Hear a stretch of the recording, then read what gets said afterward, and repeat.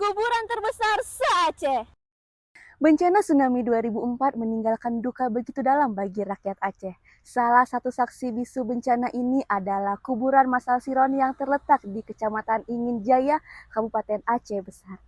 Berjarak 10 kilometer dari pusat kota Banda Aceh, lokasi kuburan massal ini berada tepat di jalan utama, sehingga mudah dijangkau bagi keluarga korban tsunami yang ingin berziarah. Jumlah korban meninggal dunia akibat tsunami ini mencapai angka 227.898 jiwa dan 46.000 diantaranya dikuburkan di pemakaman ini, menjadikannya sebagai kuburan terbesar bagi korban tsunami selain kuburan massal yang berada di Ulele dan Loknga.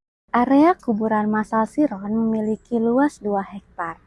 Di area kuburan ini terdapat sejumlah gazebo bagi peziarah yang ingin beristirahat. Tepat di tengah area kuburan, terdapat sebuah monumen yang bertuliskan, "Bencana kita sabari, nikmat kita syukuri, dan banyaklah orang yang berbahagia." Kuburan massal Siron biasanya penuh peziarah setiap tanggal 26 Desember bertepatan dengan terjadinya tsunami Aceh.